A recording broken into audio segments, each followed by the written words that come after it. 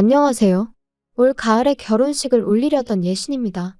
하지만 제가 과거형으로 쓰는 이유는 이미 눈치채셨겠지만 파혼했어요. 파혼이라는 거 들어보기나 했었지 제 이야기가 될 줄은 꿈에도 생각지 못했는데 아무튼 사람 일이라는 게 참 마음처럼 되는 게 아니네요. 일단은 얘랑이라고 부르기는 싫고 그렇다고 이름을 부를 수는 없으니 편의상 남자친구라고 칭하겠습니다. 남자친구하고는 지금은 이직한 직장 상사의 소개로 만났어요. 사실 상사가 주선하는 소개팅이 좋아서 나가는 직원이 몇이나 될까요? 저도 마찬가지였습니다. 회식 자리에서 제가 무슨 말을 한 것도 아닌데 뜬금없이 저더러 제가 참 외로워 보인다며 자기 사촌동생이랑 닮아서 마음이 쓰인다나 어쩐다나. 솔직히 곱게 술이나 마시고 들어가시지 왜 나한테 저러시나. 쓸데없는 상사의 오지랖이 부담스럽고 짜증이 났던 게 사실이에요. 하지만 술자리에서 해대는 헛소리니 술 깨면 본인이 뭔 말을 했는지 기억도 못할 거다 싶었고 그래서 그냥 별말 않고 지나가려 했거든요. 그런데 이튿날 지난밤에 술은 분명히 다 깼을 텐데도 굳이 지나가는 저를 붙잡고는 자기가 소개팅을 해주겠다나요? 그리고는 제가 제대로 거절을 하기도 전에 사양 말고 만나보라 하는데 매일같이 마주쳐야 하는 상황이었으니 그렇게까지 말하는 상사의 면전에 대고 불편해서 싫습니다 하기가 쉬운 일은 아니었지요. 그리고 또 한편으론 내가 그 정도로 어디가 안 돼 보였나 싶은 게 그래서 그래 좋은 게 좋은 거다 생각하고 한번 만나나 보자 뭐 그렇게 나가게 된 자리였습니다. 남자친구는 얼굴이 동글동글하고 피부가 하얀 고생이라곤 하나도 안 해본 듯한 소위 새님 같은 얼굴을 하고 있었어요.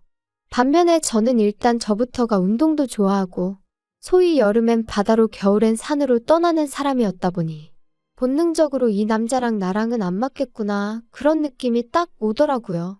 그런데 남자친구는 그런 제 마음을 전혀 눈치채지 못했던 건지 계속해서 자기 얘기만 해나가기 바빴습니다. 한마디로 자기 PR이 따로 없었죠. 대학교 졸업하고 중소기업을 잠깐 다니다가 회사 사정으로 하루아침에 백수가 되었고 이후로 이런 일은 두 번 다시 겪고 싶지 않아서 3년의 공부 끝에 9급 공무원이 되었다나요? 그리고 그때 저는 이미 남편에 대한 호기심이 바닥난 상황이었기에 아, 네, 그러셨군요를 적당히 섞어가며 대화에 임할 뿐이었네요. 하지만 그런 남편과 제가 의외의 곳에서 공통점을 발견했는데 그건 바로 둘 다 놀이공원을 좋아한다는 점이었어요. 사실 30이 넘어간 이후로는 같이 놀이공원 갈 친구들을 찾는 것부터가 쉬운 일이 아니었거든요. 그렇다고 혼자 가기도 그렇고 여담이지만 아닌 게 아니라 혼자서 놀이공원에 가본 적이 있는데 사실 대부분의 놀이기구들이 둘이 타거나 넷이 타거나 아무튼 짝수로 떨어지는 경우가 대부분이에요. 그러니 혼자인 저로서는 시쳇말로 꼽사리를 낄 수밖에 없었고 그럴 때마다 얼마나 불편하고 괜히 눈치까지 보여서는. 그래서 그 이후로는 놀이공원은 저에겐 말 그대로 그림의 떡이나 마찬가지였습니다. 그런데 남자친구가 그럼 앞으로 자기랑 가자고 하더라고요. 자기도 너무 가고 싶었는데 그동안 같이 갈 사람이 마땅치 않아서 못 가고 있었다면서 말이죠. 그렇게 한 가지 공통점을 발견하고 나니 그때부턴 대화가 비교적 무르르듯 이어져 가기 시작했습니다. 그리고 헤어질 땐 너무나 자연스럽게 다음 약속을 정하고 있는 저희의 모습을 볼 수 있었죠. 이후로 저희는 2년이란 시간을 사귀었고 사귀는 동안은 정말 웃음이 끊일 일이 없었어요. 평일엔 각자의 일로 바쁘다 보니 주말 중 하루를 온전히 같이 보내는 식으로 데이트를 했는데 사실 연애하면 만나서 하는 일들이 뻔하잖아요. 밥 먹고 영화 보고 차 마시고 그 코스에서 좀 벗어나봤자 뭐 어디 전시회를 본다던가 그 정도, 그렇죠? 그런데 저랑 남자친구는 정말 전국 방방곳곳으로 크고 작은 놀이공원들을 찾아다녔어요. 남들과는 다른 특별한 연애를 하고 있다는 사실에서 오는 그 만족감이 정말 컸었답니다. 그런데 그렇게 잘 맞던 저희가 결국 이렇게 파혼의 길을 걷게 된 건 바로 어머님 때문이에요. 물론 누군가는 시어머니 될 사람만 문제였겠냐, 네 남자친구도 문제였을 거라고 말할 테고 저도 그 말을 딱히 부정할 생각은 없지만요. 말 그대로 어머님의 말도 안 되는 억지를 남자친구가 중간에서 제대로 컷만 해줬어도 제가 파혼까지 생각지는 않았을 테니까요. 하지만 피는 물보다 진하다더니 아니 그 부모의 그 자식이라더니 결국 남자친구도 어머님하고 별반 다를 게 없었던 거죠. 남자친구에게 프로포즈를 받고 제가 그러자 하면서 본격적으로 결혼 이야기가 오가기 시작했어요. 그리고 연애하는 동안에는 민감한 주제 같아서 묻기가 어려웠지만 결혼 이야기를 하려면 더는 피하는 게 능사는 아니겠다 싶어서 제가 먼저 제 재정 상황을 오픈했습니다. 오빠, 우리 이제 돈 이야기를 좀 해야 될 것 같은데, 그치? 일단 내 얘기 먼저 할게. 나는 직장 생활하면서 모아둔 돈은 8천 정도 있고, 연봉은 작년에 연봉협상에서 5천 조금 넘어. 그리고 부모님께서 아마 얼마 정도는 도와주실 것 같긴 한데, 그게 얼마나 될지는 모르겠네. 오빠는 어때? 보라가 생각보다 돈을 많이 모아놨구나. 근데 연봉이 5천이면 너가 지금 직장 생활 8년 차라며. 네 업계 내에서 좀 적은 거 아닌가? 작년에 연봉 협상할 때 잘 좀 하지 그랬어? 글쎄, 난 내가 적게 받는다고 생각해 본 적은 없는데. 하긴 돈이야 많으면 많을수록 좋은 거니까. 근데 오빠, 딴소리 하지 말고 오빠 얘기 좀 해봐. 어때? 오빤 좀 모아놓은 거 있어? 하지만 결정적인 타이밍에 남자친구는 전화가 걸려왔다는 둥, 화장실 좀 다녀오겠다는 둥 말 같지도 않은 핑계를 대기 일쑤였고 그렇게 어물쩍 얼렁뚱땅 무려 2주라는 시간이 흘러갔어요. 그래서 더는 안 되겠다 싶어서 제가 한 번은 좀 짜증을 냈습니다. 결혼을 하자고 한 건 오빠인데 왜 이렇게 딴소리만 하느냐고. 좀 진지할 수 없겠냐고요. 그리고 그제서야 남자친구가 씁쓸한 얼굴로 꺼내는 말이 너도 알다시피 내가 공무원 된 지 몇 년 안 됐잖아. 그리고 공무원 하기 전에는 공부한답시고 어머니 돈을 가져다 썼었고. 그래서 내가 공무원 되고 나서는 어머니한테 돈을 좀 챙겨드렸어. 그러다 보니까 돈을 많이 못 모은 게 사실이고 미안해. 너 볼 낯이 없어서 내가 말을 못했어. 그런 사정이 있었으면 처음부터 솔직하게 말하지 그랬어. 근데 그럼 그래서 얼마나 있다는 건데? 난 오빠가 결혼하자고 해서 어느 정도 준비가 되어 있는 줄 알았거든. 나 2천만 원 있어. 그리고 지금 사는 집 보증금 1,000만 원 있고. 어머니가 얼마나 보태주실 수 있으실지는 모르겠다. 전에 지나가는 말로 도와주실 거라고 하시긴 하셨는데 제대로 얘기는 안 해봤거든. 그럼 일단 어머님하고 얘기를 좀 해봐. 나도 우리 부모님하고 얘기를 해볼 테니까. 그리고 며칠 뒤 남자친구와 카페에서 만났는데 남자친구 표정이 썩 좋지가 않았어요. 그리고 직감적으로 결혼에 있어서 어머님하고 뭔가 얘기가 잘 안 풀렸구나 싶었죠. 하지만 먼저 아는 체를 하기도 그렇고 그래서 남자친구가 먼저 말문을 열기까지 커피만 홀짝이며 기다리고 있었습니다. 그리고 그렇게 기다린 지 얼마나 흘렀을까. 남자친구가 대뜸 미안하다 하더니 아무래도 어머님한테 도움을 받기는 어려울 것 같다고 하더라고요. 어머님이 남자친구가 저랑 결혼하는 대로 당신은 귀농을 하시겠다며 고향으로 내려가시겠다 하셨다는 겁니다. 참고로 어머님 고향은 배를 타고 들어가야 하는 섬이고 그렇다고 거기에 친정 식구들이 남아 계신 것도 아니었는데 말이죠. 하지만 그런 어머님의 선택에 있어서 가타부타 논하기 전에 아무리 그래도 그렇지 하나뿐인 아들이 장가를 간다는데 그걸 나 몰라라 하신다는 게 솔직히 저로서는 납득하기도 어렵고 황당하기까지 하더라고요. 그리고 저는 그만 저도 모르게 한숨을 내쉬고 말았어요. 그리고는 곤란하게 되었네 한마디를 내뱉었는데 남자친구가 갑자기 제 앞에서 눈물을 흘리기 시작했습니다. 자기가 정말 미안하다면서 이럴 줄 알았으면 그렇게 프로포즈를 하고 그러는 게 아니었는데 자기가 경솔했네 어쩌네 그러더라고요. 그리고 그렇게 우는 남자친구를 보고 있으니 괜히 내가 스트레스를 준 건 아닌지 제가 다 미안해지더라니까요. 남자친구한테는 오빠 잘못이 아니다, 괜찮다 했지만 집에 돌아온 제 속도 말이 아니었어요.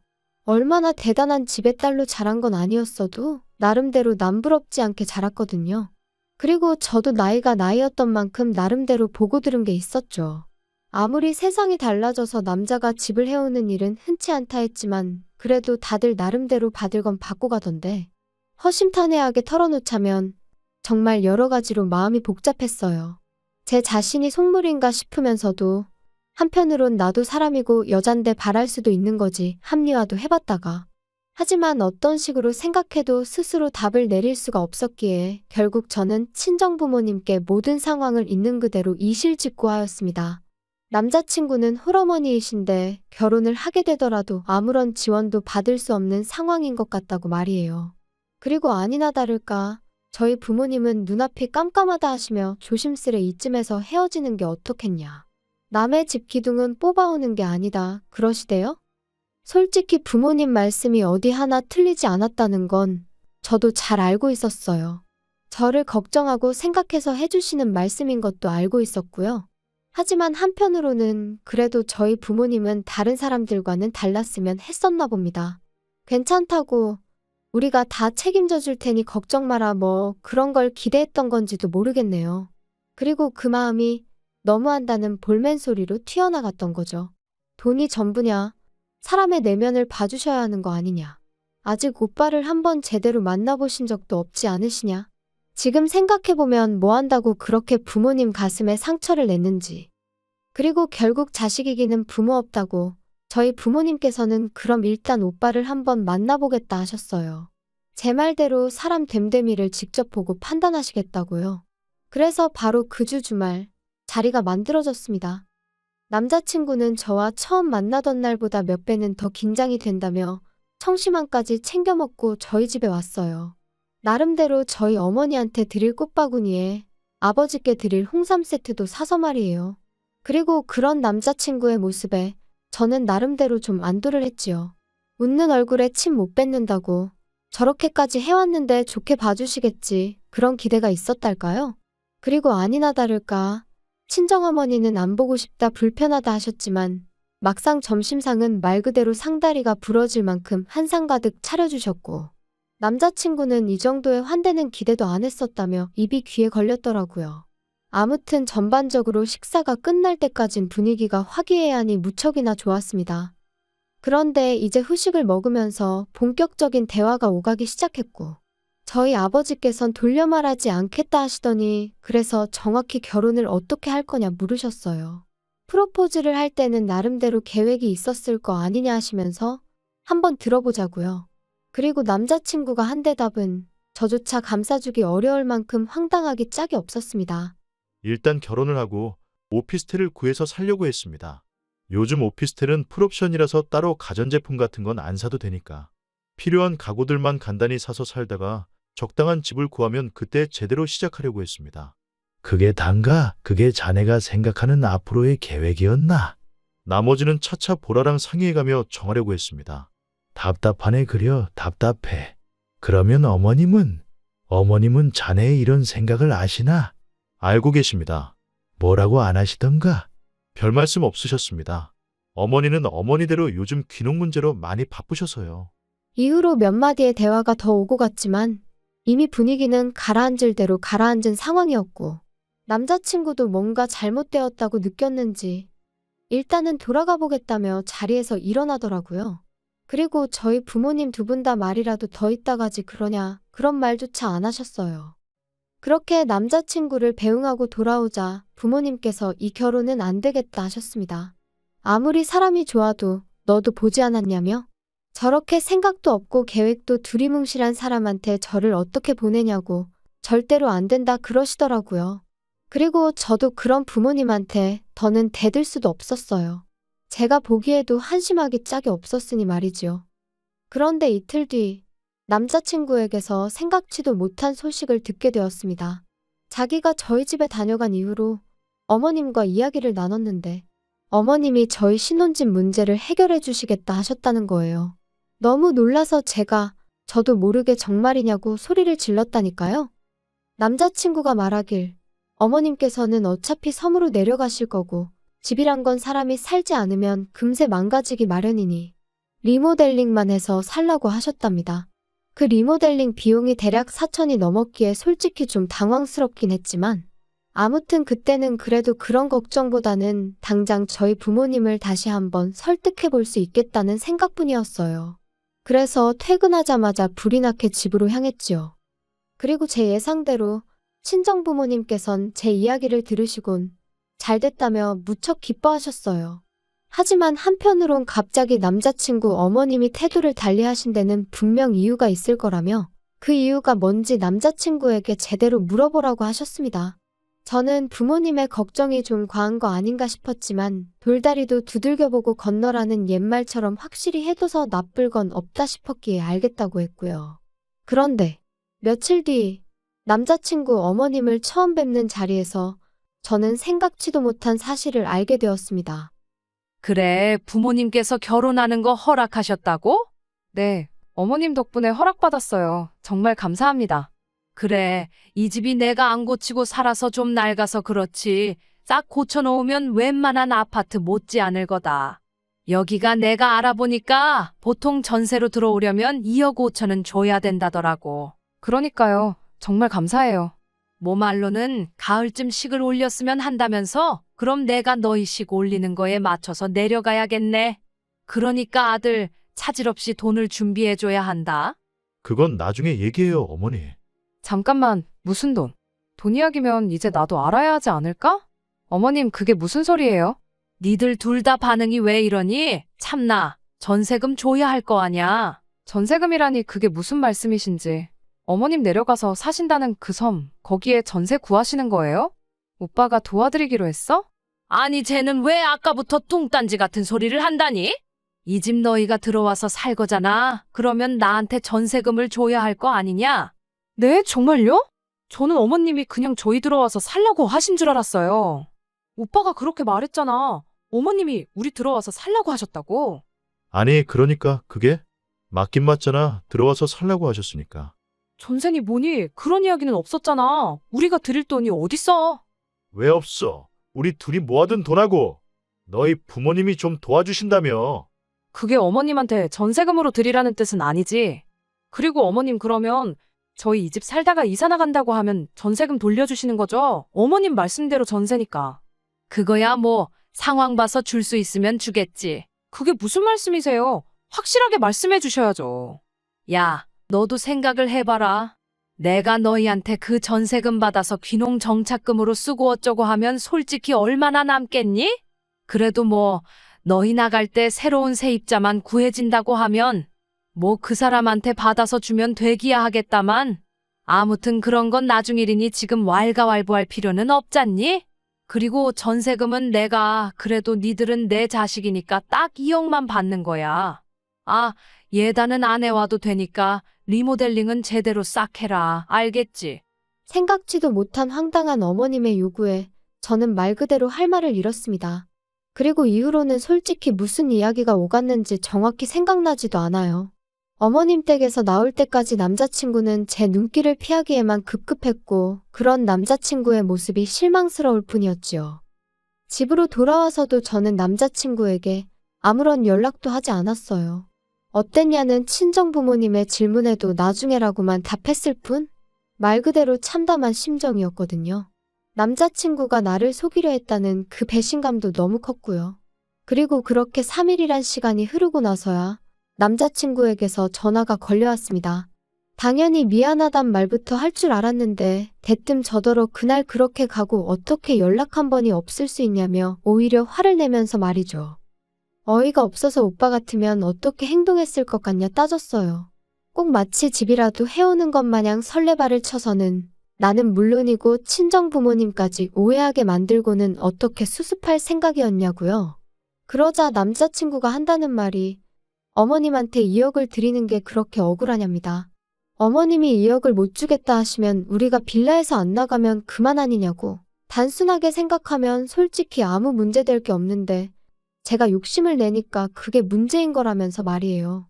그리고는 덧붙인다는 말이 나중에 어머님 돌아가시고 나면 빌라는 어차피 우리 거 되는 건데 전세니 뭐니 그런 의미 없는 단어에 연연하지 말라나요? 어이가 없어서 하나만 물어보자 했습니다. 오빠 말이 다 맞다 치고 결혼했다 치자고. 그랬는데 어머님이 섬생활 몇 년 하시다가 지겨워서 못 살겠다 하고 올라오시기라도 하면 그래서 당신이 이 집에서 살아야겠다고 우리 나가라고 하시면 어쩔 거냐고요. 2억도 안 주시고 집은 집대로 내놓으라고 하시면 오빠가 어머님하고 시시비비를 가릴 수 있겠냐고 말이죠. 그랬더니 남자친구가 한다는 말이 저더러 넌 왜 이렇게 융통성이 없냐며 그럴 땐 같이 살면 되지 꼭 한쪽이 비켜줘야 하냐는 거예요. 그리고 그 말을 듣는 순간 어쩌면 저희 부모님이 진작에 보셨을 그래서 저를 말리셨을지도 모르는 바로 그 광경이 제 눈앞에 펼쳐지는 기분이었습니다. 저희 부모님 돈을 말 그대로 처바른 속만 번지르르한 좁디 좁은 빌라에서 어머님과 남편에게 시달리는 제 모습을 말이지요. 그리고 눈앞에 그 광경이 펼쳐지기가 무섭게 저는 뒤통수를 망치로 세게 맞은 듯 했습니다. 제가 제 스스로 불구덩이로 들어가려 했다는 걸 깨달았으니까요. 그날 밤, 저는 남자친구에게 이별을 고했어요. 다른 건 하나도 안 보고 오빠 한 사람만 보려고 했는데, 오빠는 나 말고 어머님도 봐야 하고, 아니 어머님부터 챙겨야 할 것 같다고. 그리고 나는 그런 꼴을 이해해가며 살 만큼 마음이 넓은 사람이 아니니 헤어지자고요. 솔직히 말해서 넌 결혼 준비가 안 된 자식이니까 결혼 준비부터 제대로 해놓고 여자를 찾아라. 아주 단도직입적으로 쏘아붙이고 싶은 마음도 없던 건 아니었어요. 하지만 제 나름대로 성숙한 이별을 해보려고 했습니다. 그래야 적어도 남자친구와 만나온 2년 좀 넘는 시간이 허무하게 끝나지 않을 것 같았거든요. 하지만 남자친구는 끝까지 그런 제 작은 바람 하나 제대로 들어주지 못했습니다. 저더러 이제 보니 돈밖에 모르는 X였다면서 저 같은 속물은 처음 봤다고. 아직 결혼도 안 했는데 벌써부터 자기 어머니라도 모시게 될까봐 벌벌 떠는 모습을 보니 자기가 더 정이 떨어진다나 어쩐다나요? 그 정도 눈치는 있으니 어디 가서 밥은 안 굶겠네. 저도 나중엔 너무 열받아서 저렇게 답장하고 차단해버렸네요. 여기까지가 어디 가서 말하기도 민망한 제 파혼 이야기예요. 그리고 처음엔 솔직히 다른 사람 탓도 많이 했어요. 소개해준 상사를 탓한 건 물론이고 남자친구와 함께 갈 만한 놀이공원을 추천해준 익명의 사람들까지 말이에요. 그런데 요즘 곰곰이 생각해보니까 결국 제가 사람 보는 눈이 없던 게 문제였다 싶대요. 그래서 앞으로는 당분간은 그럴 생각이 없긴 하지만 그래도 만약에 누군가랑 인연이 닿게 된다면 전보단 곱절로 배에 배로 주의하려고 합니다. 그리고 또 이런 말은 어떻게 들릴지 조심스럽지만 왜 어른들이 결혼할 때는 좋아하는 마음 하나만 보는 게 아니라고 하는 건지 이번 기회를 통해서 정말 절절히 배웠거든요. 어른들 말씀에는 정말이지 늘 지혜와 경험이 녹아있는 것 같아요. 아무튼 저에게 만약 또 한 번의 기회가 허락된다면 여러모로 저랑 비슷한 사람을 만날 수 있길 바랄 뿐입니다.